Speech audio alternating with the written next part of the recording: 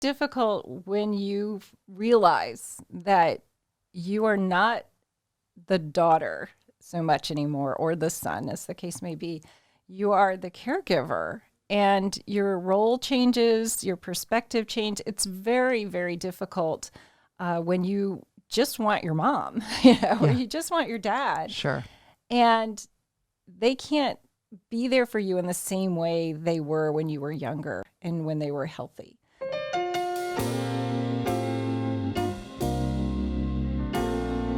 How do you find joy in life's difficult moments? Life is full of challenges, both big and small. Come explore some sticky moments with the women of Reid Memorial and be inspired to find, keep, and share joy in life's journey. On behalf of Reid Memorial, join me, Joy Maple, for our podcast study and helpful resource page to encourage you to find joy in life's sticky moments.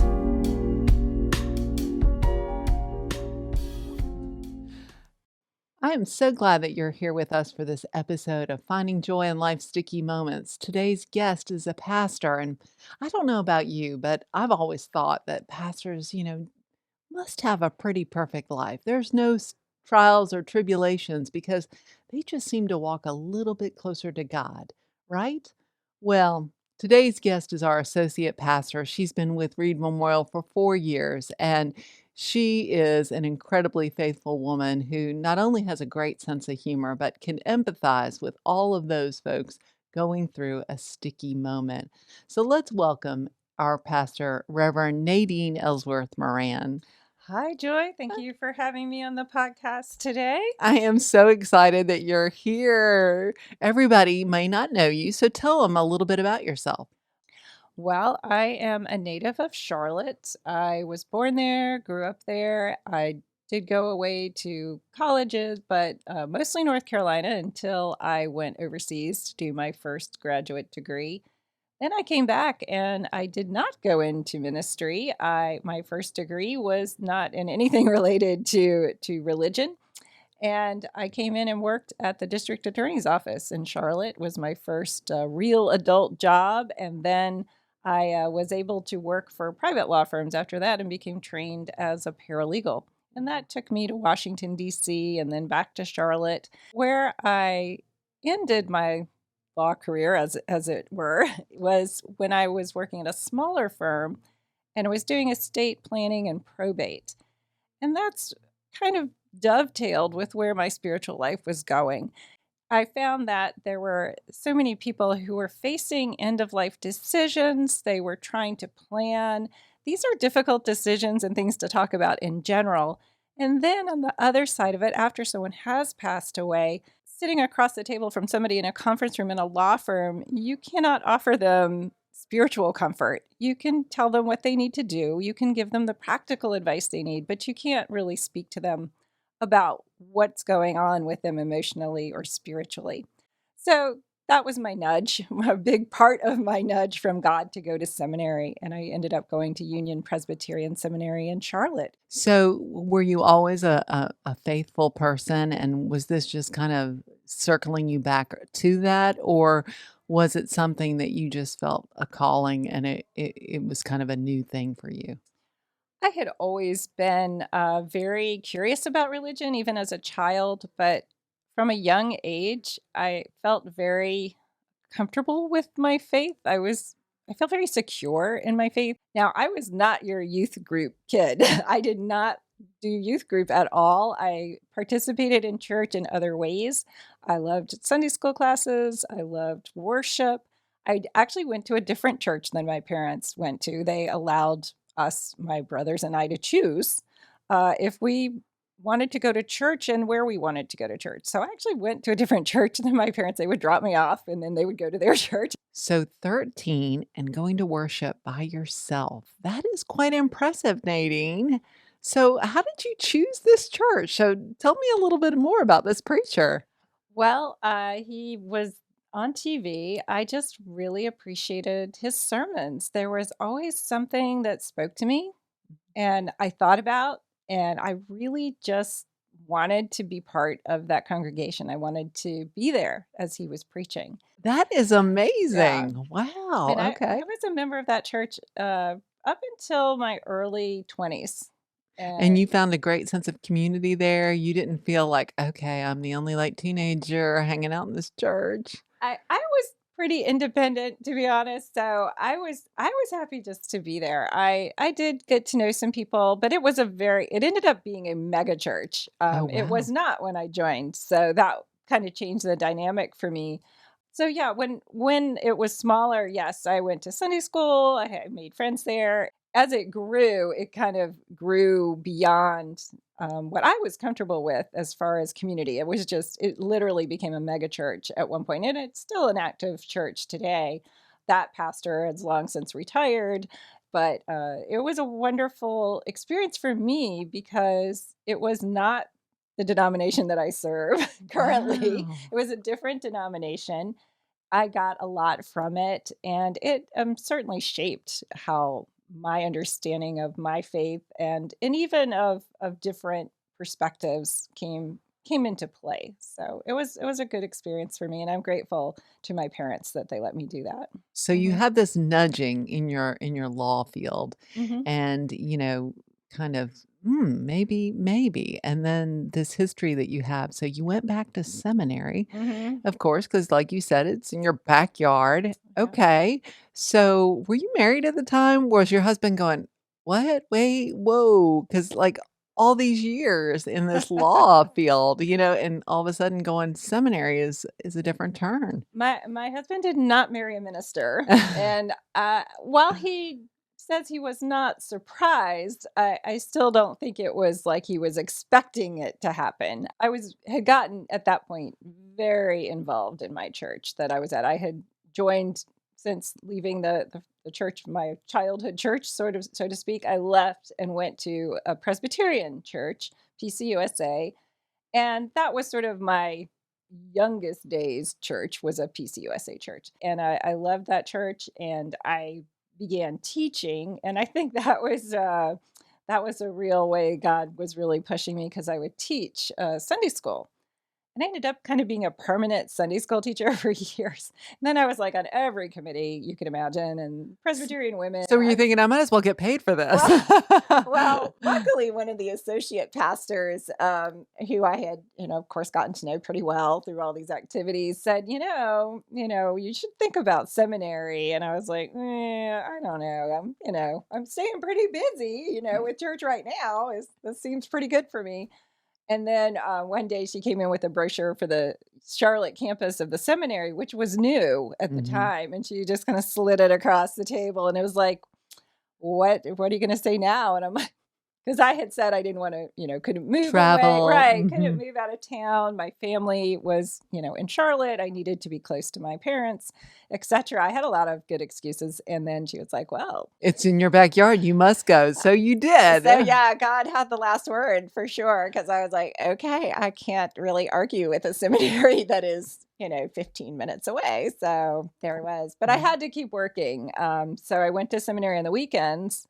It was a commuter-based program. It was designed for people like me who were second career Wow, or could okay. not leave their, current work situation financially, couldn't do it, and then would go to seminary on the weekends. So it's a long process, and you give up your weekends for years. You gotta be pretty sure this is your calling, Pretty committed and your for sure. family has to be on board with this. So it was my husband was gratefully very much a supporter and on board, and a great strength for me during this time.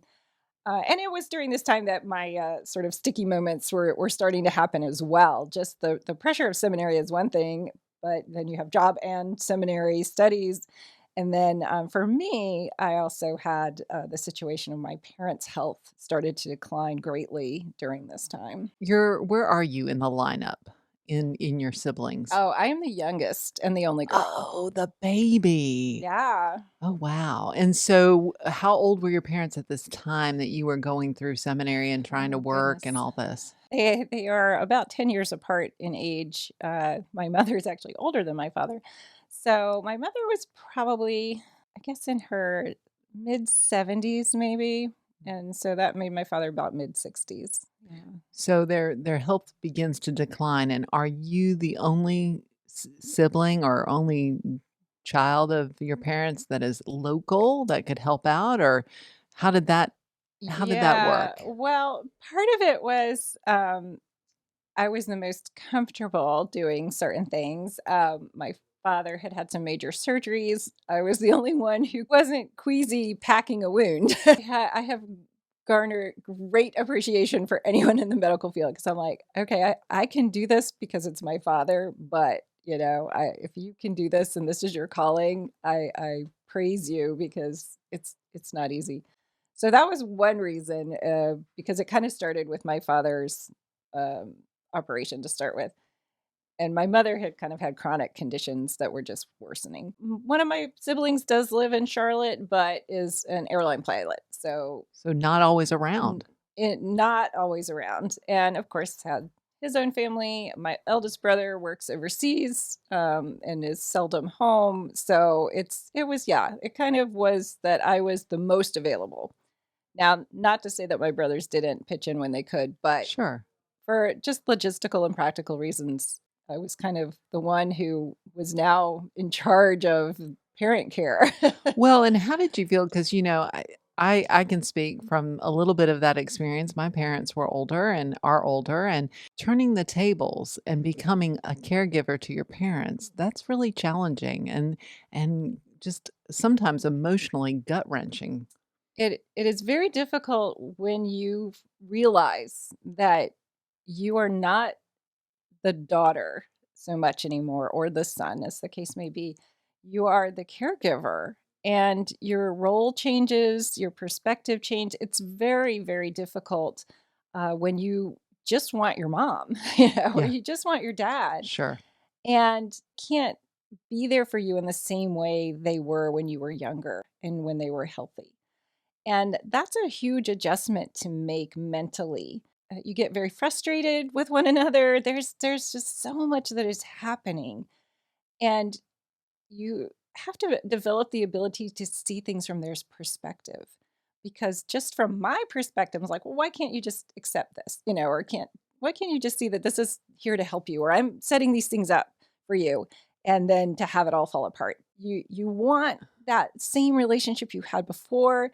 You But realize, it's morphing into something different, and there's a little, I think, from what you're saying, grief in that. oh yes, You're kind of mourning before they're gone, or that the relationship is changing, and that responsibility that you now have is something that you may not really want. right. It's such a burden. It can be, But and it's such a loving thing too, like, you love your right. parents, so you want the best for them, and you want to help them, and then I think for parents, I don't know if yours are like this, but I know a little bit of mine didn't wanna relinquish their independence, but they didn't realize you're not healthy enough to Mhm. do this independently, so Absolutely. All of those things are true.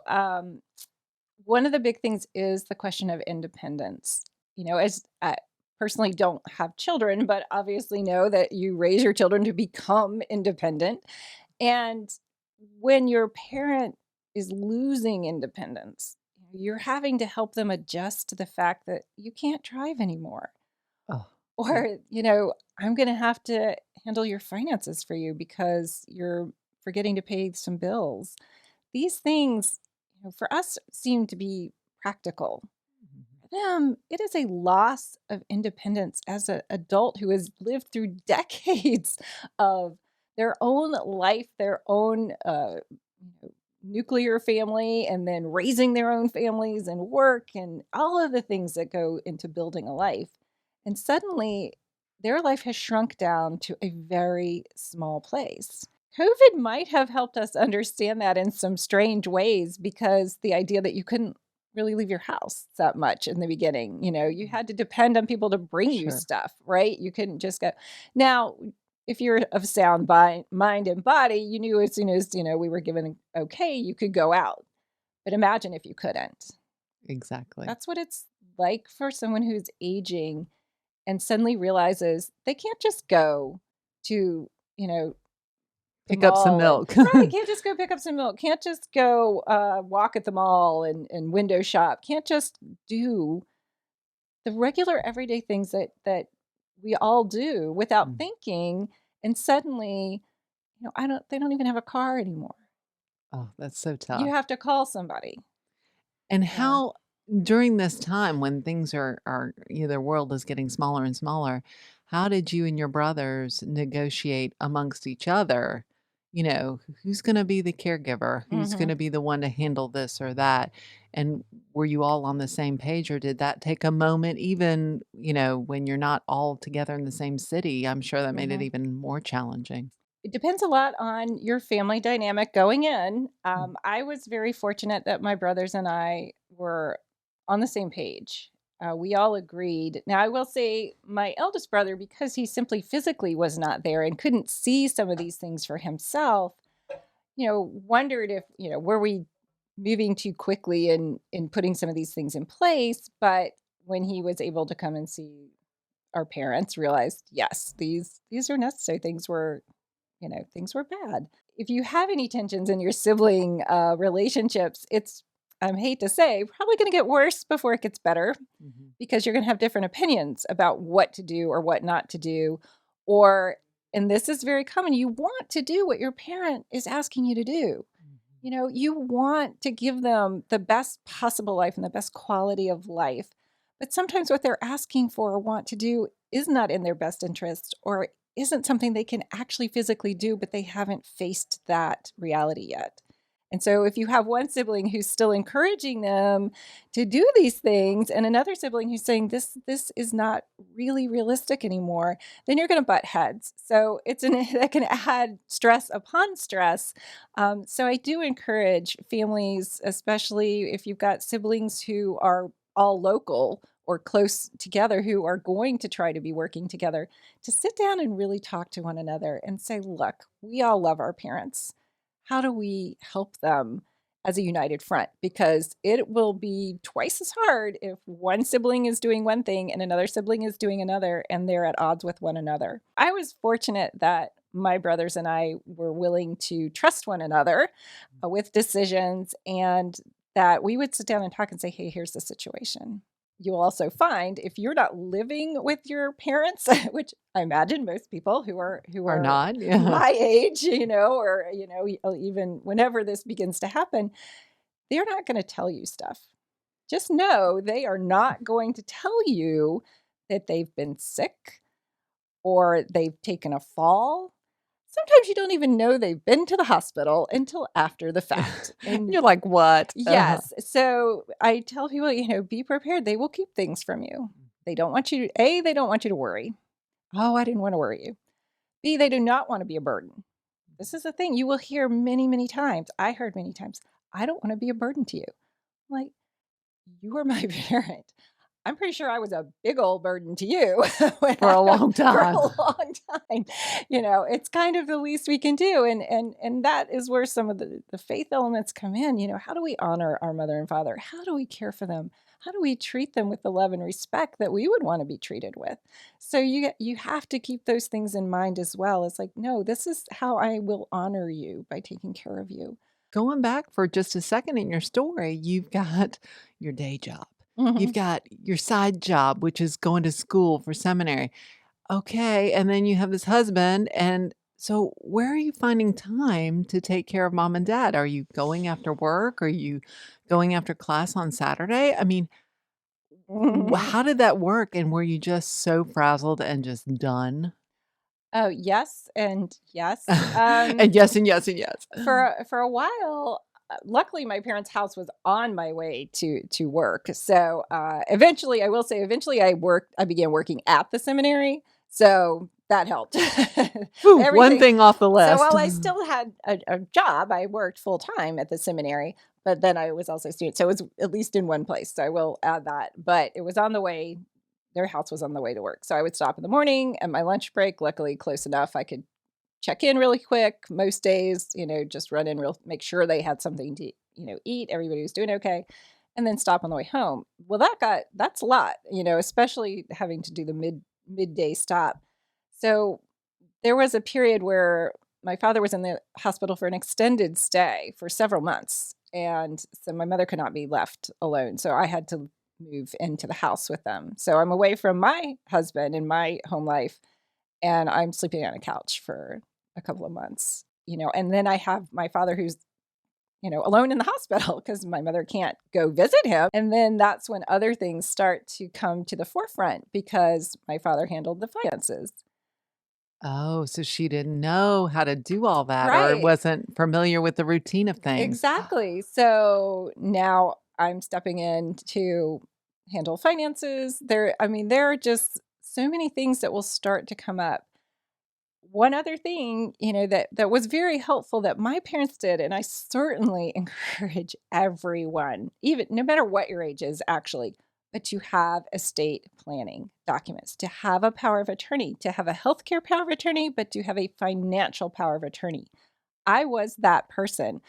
It was in my background, right? I Because was I just gonna was say, the Lord works in really funny ways, I Nadine. yes. The estate background, then the seminary. I mean, isn't his timing and everything It perfect? I know. So I when we sat down with the estate attorney, she's going, everything's with my parents. And she's like, do you understand this? I'm like, all too well. But not everybody's going to understand what is a trust. What are these documents? What do we really need? So, sit down with your parents, sit down with your family, and you really have to talk it through. It's not something people want to talk about. They don't Sure, want to plan for their, days when they're gone, but it is such a gift if you have these things in place. And even with some of these things in place, because my mother was still living, but her cognitive ability was declining, sure. Okay. she was still listed on these documents as being the person who could go and do these things, but But you knew better. she really couldn't. Mhm. I mean, a simple trip to the bank would take 2 hours. Stars. Wow. Yeah. So these are things that you can't really prepare yourself for in many ways. You can't prepare yourself for the emotional, the grief that you mentioned, the frustration, the exhaustion, pure and simple exhaustion that will come with this. But there are some practical things you can do that will help pave the way. So it's not quite as much going on at one time. It's like, okay, we have this in place. Let me just look at these documents and see what I need to do. When things weren't going so great and dad was in the hospital and mom wasn't doing so well and you had to move in, was there ever a point where you thought, all right, maybe we need like professional care in the house or we need assisted living or something like that? Did y'all have that debate as a family? Yeah, this is where the sticky comes in, and I have heard this repeated with many other people in church and friends and all situations. So I think this is pretty common. What happens is the family caregiver, whether it's the spouse or a child, uh, in this case, sometimes my father was, the He able-bodied still was is cognitively still there. cognitive, Mhm. but it was wrecking his health. He already had some health issues of his own. Being the full-time caregiver for my mother was diminishing his health as well. So then it just compounds. So now one or both of them are constantly in need of serious, attention. That is a difficult conversation to have with a parent to say, I can't be here all the time. You may meet with some resistance because the parent wants the child to be the one to take care of them, Sure. right? And you want to do it. But the reality of family, job, other things, if you're in school or whatever you might have else that's going on, you can't generally just drop everything and move in indefinitely and be the full-time caregiver. That's pretty rare. Was that hard for you to put up your hand and say, I love you, but I can't do it like we're doing it? It was hard, and I think for me, I mean, I kinda had to hit the floor where I was like, "I physically can't do this anymore." You reach a point where you physically can't go on, and, your spouse or your friends are gonna be like, "Honey," We haven't seen you in months. What's Yeah, going on, and, girl? "You look terrible," It's like, "I feel terrible." You're Yeah. like, thanks. I Yeah, appreciate I it. mean, and you get to the point where you're just like, "Yeah, I know. I feel the way I look." And you have to have that hard conversation to say, look, I wish I could do this. I want to be the person who's here for you all the time, but I can't be. And neither could my brothers, right? Even with two of us in town, It sort of, just wasn't enough. it's not enough. And there's mitigating factors on all sides. So, like, you know what? Let's start looking at some help to come in, which you may or may not get agreement on at first, or you might get agreement on at first until the person actually shows up. And they're like, we don't like him or her. Right. Be prepared that there is not going to be immediate joyful acceptance of a stranger coming into your house. How many people did y'all have to let go before you got to Oh, somebody? oh, mercy. So, we worked with an agency and we had, regular people who came in pretty much every day for a while. And we had meals delivered. I mean, we had everything. And then one by one, they would get undone. Nadine, during all this, and you're exhausted, you're burning the candle at every end, how did you take care of yourself? And how did you find this joy in this very sticky, dark time? That's a great question. It's not easy, but you do have to take care of yourself. You really, really do. I and I think new mothers do this too. There's a lot of parallels between taking care of A baby an and infant and taking care of an older person. Now, the caution is not to infantilize your parents. They're still adults who earned your respect and love, and you need to keep that in mind. However, there's a lot of similarities in the fact that if one of them was sleeping, I was going to sleep. Grab that sleep when you can. Work with a sibling or work with a friend or even your church, your deacons. If your church has deacons, somebody might be able or willing to just come hang out with a parent for a couple of hours so you can do some other things. Make time to see your friends. Just do something fun. all right, I just want to know, Nadine, Yeah. in this little tidbit of advice, Yeah. how good on a scale of 1 to 10 were you at doing this? I mean, was this something you developed over time, or was it something you just hit a wall and you were like, I can't keep doing it this way? And you decided, okay, I've got to approach this different. Or was it something, slow and steady and you just developed? It kind of creeps up. I mean, it crept up on me because at first you don't realize, at least I didn't, how much time you're spending in this caregiving role. And then until it kind of takes over. And the spousal support is huge, I must say. And props to my husband for he was a saint with just spending time, you know, just coming in and just spending time talking to my mother or father or just hanging out with them. Their lives become kind of insular. And even if your parents have a lot of friends, they've kind of closed off. Well, and chances are their friends are of similar age with Yes. similar health issues, and so they may not be able to get to them. So it kind of depends on your friends who are willing to come Right. kind of quasi visit you while you're with your parents. Exactly, exactly. So I did work with my sibling, the one who lived locally. When he was in town, I learned to just say, Your turn. "It is your turn." Mhm. And he would graciously step in, or his wife would step in, and they have a child with disability, so it wasn't like they could easily walk away from. Sure, they had a full plate as They had well. a full plate as well. Was We there any, like, guilt or feeling terrible that you took that break? I mean, did you feel like, "Ugh, I really probably should be there," or I didn't really feel that guilt because at that point they're with my brother. I'm like, now the guilt comes when it's when not a you're family member. yeah, when you're paying for that person to sit there. Yeah. Right, right. There's I don't know if this is appropriate for your podcast, but I always think of an episode of Frasier where they're trying to figure out what to do with their father because he's having these problems because he's been shot in the hip. Yes. And so one brother brings out all the facilities, that can care for them, and it says, "We care so you don't have to." And Frasier is like, "It doesn't say that," and Niles is like, "Well, it might as well." And, Right. well, you kind of feel that way when you're looking at these things. If you're looking at nursing home care or you're looking at retirement home facilities, you do kind of feel like, am I shuffling my parents off for their benefit Or for or mine. for my own? But it's also just coming to that realization that I can't do this alone and it's too much for me. Well, and the other thing that I think about the story and I think about it in my own family life is just knowing that this journey is not going to get any easier. No. It's not like a parent having a newborn who goes, "Ooh, they're going to get more and more independent. Hmm. They're going to be able to tie their own shoes and feed themselves and bathe themselves." No, that's going to get worse and worse and the ability to do independently is going to get smaller and smaller. And so long term, how do you address all that, and how do you feel about all that?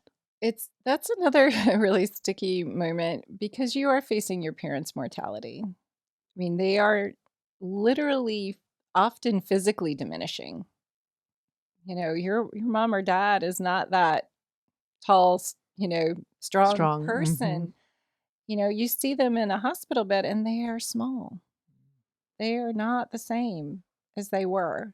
But inside, there is that person that you know and love and who loves you.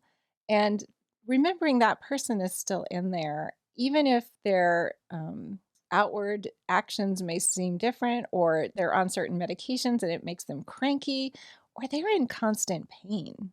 We forget that. True. During this time where she's in this pain and you see her demise and things aren't going well, did you do anything with your mother to kind of keep things light and joyful and the spirit between you all, not just one of, "I'm here to, feed you, I'm here to take care of you."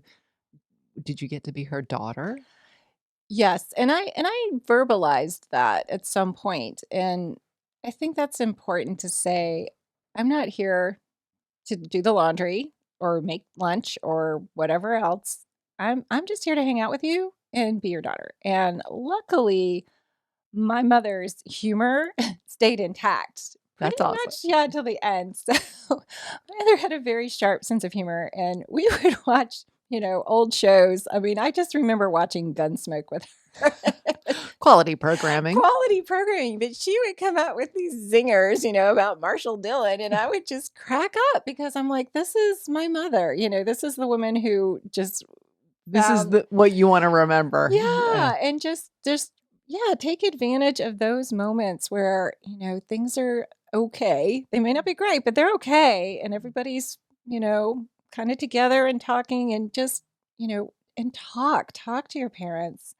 Um, Ask them questions. Ask them about their lives before, you were born. You don't know that much about your parents sometimes as you think you do. sure. You only know from the time you were aware Right, until now, until today. until that point. So, just talking to them, asking questions, looking at old photos. Yeah, there's a lot of joy to be had, and just to find those moments, but to really intentionally have those times where you're like, I am not here as a caregiver. We're just hanging out. We're just going to talk. We're having fun today, or we're just going to go sit outside in the garden and enjoy, being outside and listening to the birds. So just finding whatever it's possible to do that gives you both enjoyment and you can be in that moment together and not as anything but parent and child. As this journey went on, and how long did it last before you lost your parents? Oh gosh. So I mean, my mother's decline was over a very long period of time.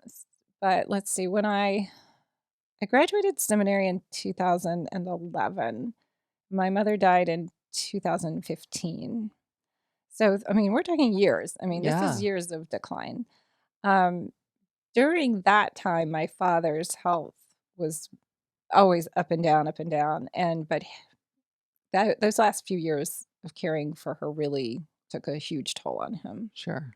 So it was, but long story here, Joy, but so my mother passes. We find out that my father has cancer, or it has Oh, actually has come back, is what it was. It had come wow. back, but he hadn't told us. So he hadn't been getting the treatment because he was busy taking care of my mother. Again, things they don't tell you. Exactly. So you find this out. Doctors tell us after my mother passes that, my father might make it to Christmas. So Oh, this is wow. what we're preparing. So now my brothers and I are preparing ourselves to lose our father as well. And to look at him, you would certainly have believed it. There are some more really tough decisions that now have to be made. He can't be alone. We can't we don't have the right housing situations for him to be living with us. So he has to go to a nursing home. And just praise praise the Lord. This was the right place for him. He got the rest he needed. He got the schedule of meals and medication he needed. We had the right doctor for him. And he's one of the few people I know who actually left a nursing home to go to his own apartment. Wow, that's amazing. It was amazing. He was there for several months. I mean, it was not quick, but they got him to a point where he had gained weight. The chemotherapy was working. There was just things were getting better. And I mean, to every doctor's shock and surprise, my father actually lived nearly 5 years on maintenance Great. treatments and on his own. He moved to he moved to a retirement community, so he could go through, the stages if The needed, channels, the yep. channels. But Mhm. he had his own apartment. He got to a Good for point of him. it where he could still drive, and his mind was sharp. And so there was like this little reprieve in the middle of this, which was really strange and odd. And I don't think this is normal, particularly, Mhm. especially when they're like, prepare for the worst. To have that, luckily, that gift of a few years. And then, of course, decline again. So now we're back in this decline, Cycle. this Mhm. cycle, which lasted about a year. And he passed away a year ago, October. So So we're approaching 2 years we this are coming we October. are approaching 2 years. And with him, it was quicker, obviously, than my mother, and we learned a lot about hospice care and other agencies that are out there, which are just amazing agencies that can do a lot to help you. But we also had the layer of COVID that That prevented us crazy time, that yeah. crazy time that prevented us from being with him for quite a bit of that time. We could not go into his retirement community for a long time. So there's just a lot that then, it, and this is going to happen to a lot of people. So when your mother passed, Mhm. how did you feel? Obviously, there's grief, but I mean, how did you feel as far as like, ooh, did you get to take a deep breath and go, wow, okay, the burden has lifted? And you Mhm. don't, of course, no one regrets doing what you did, Right. but were you like, "Whew," and then to get the news that dad may need help too, were you just like, I mean, how did you feel? I mean, because Yeah. I'm sure needed some respite as well. Yeah, it is important to, like I said, take any opportunity you have to rest, to go away for a day even, just something to break that and to treat yourself well and to just be with friends and family, who are able-bodied and And you can don't have to support take you. care of them, and they love you, and you're just gonna, be there. Obviously, during your dad's cancer journey that he had, um, you got the call to come here. Yes. And so, how was that to answer a call to come to Augusta, 2 hours Yeah. away, and Yeah. knowing dad's not doing, and if I make this decision, I'm making a conscious decision. Right. Well, I'm gonna back up just a little because I think this is hopefully might be helpful to somebody else. But yeah, when my mother passed, you had asked about the grief, but also there is a sense of relief, and there's a sense of guilt that comes with the sense of relief Sure. because suddenly this dailiness of caregiving is just gone. It's just gone, and part of you is like, oh, you're kind of breathing a little easier, and the other part of you is grieving and misses that person terribly, but there's also some sense of relief. So it is a lot of conflicting emotions at that moment because you are relieved of those duties of caregiver, but it means you've lost someone you love at the same time. So there's a lot of mixed emotions in there, and so I just tell people, it's not Cut yourself some slack. right. Expect to feel that relief and not to feel badly that you're a bad person because you feel relieved of this pressure that has been on you for so long, but to recognize it's all hitting you at one time. I get the call from my brother saying, they're telling me he's not going to live but a few months. And then you get a job offer in a different city. And then I get a job offer in a different city. I had one of the reasons I had not even looked at or considered any other calls for after seminary graduation that weren't local was because of my parents. Like, I can't not be here. So I wouldn't consider anything, even if we were like, hey, we've got this great, we want you to apply. And I'm like, out of Nope. the question. Not right now. Out of the question. This is about as far away as I was beyond the gonna go. 2-mile Right, or yeah. 2-hour radius You're kind right. of thing. I had a radius, and had my other brother not been local, I'm just not sure I even would have done that. But yeah, I had to be close enough that if something happened, I could get home to him in a couple of hours at the Sure. most. So yeah, it was a big decision, but my father was always hugely supportive of my ministry.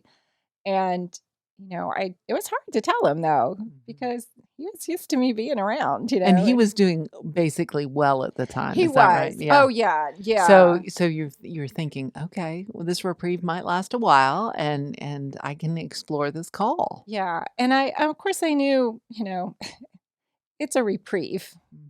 There's It's gonna get worse at some point. There's Sure. only so long that this medication is gonna work. I talked to him.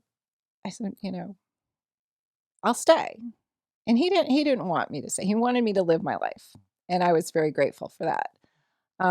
He said, go where you're being called. And I was like, well, I'm not going to be far away. And he was very excited. And he was able to actually come visit a couple of times, which I was just so thrilled that he was able to come and see our house and see the church and all of that wonderful stuff.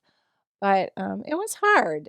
I did feel like I had kind of, abandoned the ship a little bit. But he was at the time, like I said, doing well. He was driving. He was good, Right.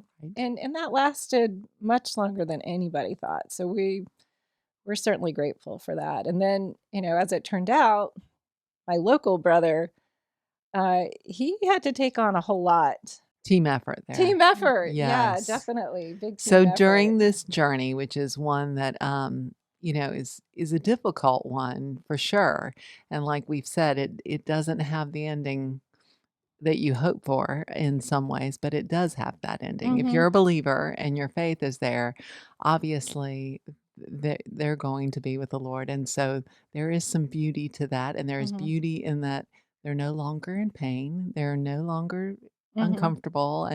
And so there's that. So that's Mhm. that peace. But during this journey and even after, how do you feel like your faith was shaped or changed in any way? I think I grew far more empathetic towards just older folks in general. Mhm. What happens to a life that has been lived fully and to, physically fully, mentally fully, spiritually fully? What happens? And just to realize that, you know, it's not just your life that, your life is affected. Their lives are changed Forever. forever.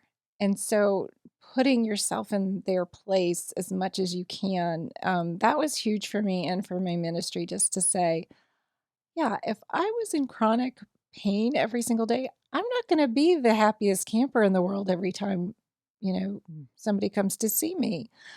You might try your best, but just to take these things with a lot of grace and say, you know what, they're doing the best they can. And you're doing the best you can. And just do everything as much as possible with love and just say, and sometimes just admit, this is hard and let them admit it's hard. Going through this with them was extremely powerful, and it is a gift. It's a hard gift. It's not like you ask for these things to happen. You don't want to see your parents going through these things, or for them to be in pain, or them to feel like, they don't have anything to offer anymore. There's so many difficult times. But just to spend that time with them and to be there as much as you can in whatever capacity you're able to give, that's a gift. Mhm. And just to be reminded of that and to remember those moments where you watched Gunsmoke and laughed your heads off, and just thought it was hysterical. When you found joy in that moment. Yeah, when you found Mhm. those moments where something was really funny. I mean, even with my father when he had the wound that I was saying, we would get in stitches about stuff, and it was just so funny, and it was just absurd and ridiculous in this moment, like, but it was funny, and it really bonded us in a different way Sure. than the regular father-daughter bond. It was, it changes the relationship in a lot of ways, but it can make it much stronger and deeper as well. So would you say going through this journey that you've been through with your parents that joy is a choice? Mhm. I think so. I mean, you're gonna have moments where you're frustrated and you're just like, "I just can't get up and do this again." But there's so many moments that are it's just this yeah, there sometimes you're just sitting together in silence, but it's so powerful and it's so meaningful, and there is joy in that. There are joy even in the difficult moments where you recognize that, yeah, the end is coming, but you can be at peace with it together. There's a joy in that too. So there's the joy that's The the the the the happy, fun joy, and then there's the joy that's deep, deep, deep, Mhm. and Such a gift. it is such a gift, and, even if you are able to be with your parent when they pass, that is such a gift. That is such a gift, and it's hard, and not everybody can really go there, and that's okay. But if you can, I mean, it's a precious gift. It really is. It really is, yeah. Well, you are a gift, and I have really enjoyed our time, Nadine, and you are such a wonderful pastor. And one of your greatest gifts is the empathy that you show our congregation of everybody Oh, when they're going through a wonderful moment, when they're going through a difficult moment, mhm. or just a day to day life. And we're so grateful for you. And I'm so Oh, thankful that you were here with us today. well, thank you so much for having me, and I really enjoyed our time together. Thank you. As we approach the Lenten season, the 40 days before Easter, not including Sundays, we want to invite you to Reid Memorial Presbyterian Church for our Lenten season beginning on Ash Wednesday, March the 2nd at 6:30 p.m. Come join us for our Lenten series called Lent in Plain Sight, where we look at the ordinary, simple things that God uses to give us a message during this season of preparation. Join us every second and fourth Wednesday of the month on Apple, Spotify, YouTube, and our website, readchurchaugusta.org.